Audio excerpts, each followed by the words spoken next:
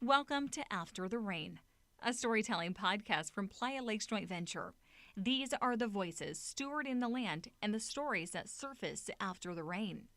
Across the high plains, there's a saying, if you want more pheasants, start with more habitat.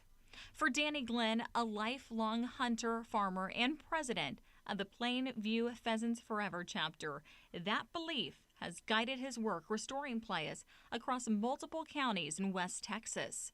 So, what sparked his interest in taking on not just one, but several playa restorations?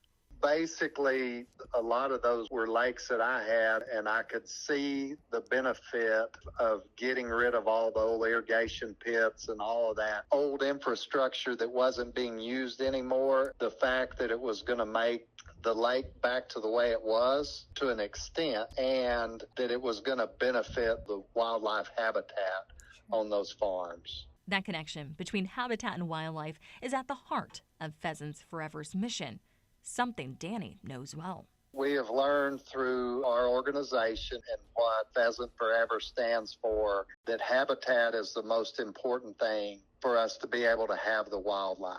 By creating habitat, we have more birds, more all kinds of wildlife, and we're losing that at a very alarming rate. Maybe been 8-9 years ago, we were seeing that we were losing our habitat and losing our pheasant population, and we wanted to benefit those. Drought has only made the mission more urgent. For nearly the last 15 years, we've been in more of a drought than we have been in even normal rainfall. And there's been years that the drought was so bad, some of the places that we normally hunt within a 4 or 5 mile radius, there was just no cover on them. There's a lot of places that I've hunted since I was a kid that they're gone now. For Danny, watching those places disappear hits close to home. It's really sad because I grew up hunting all those places. They're small, they're just small playa lakes from one farm to the next. I want my children and grandchildren to be able to enjoy the sport of hunting. And if all of our habitat's gone, we're not going to have that. We're losing our pollinators, our monarch butterfly. They're just so important to our whole ecosystem. So how do playas fit into the bigger picture for pheasants and other wildlife?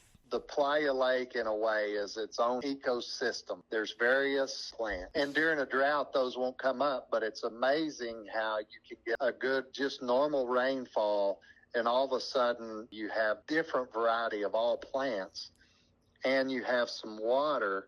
And a pheasant, for it to reproduce, has to have insect larvae for the young to survive. If there's no insects or the conditions are not right in the spring of the year, they won't even breed. Those playa lakes give them a place on the outer edges where the taller grass and the perimeter of the filter, that gives them nesting area, and they're close to the water where all the insects and everything are. So it gives them cover, it gives them nesting, and it gives them protection from predators.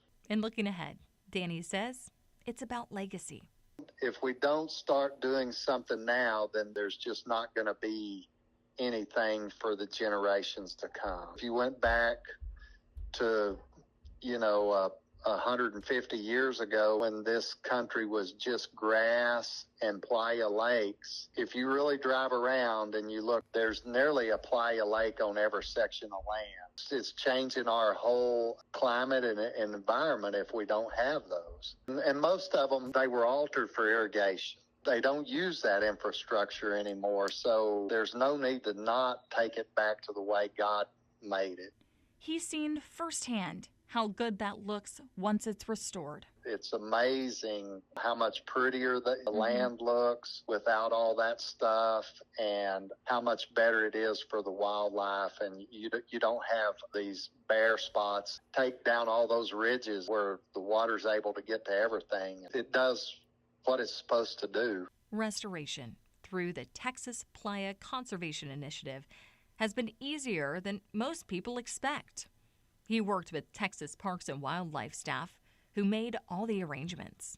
The Playa Lake Initiative basically hired the contractor and did all that. Once that was done, I had to just do a little bit of work to smooth it out, do a little bit of plowing to get some of the ridges knocked down. It was really so easy, and really I didn't have to do hardly anything.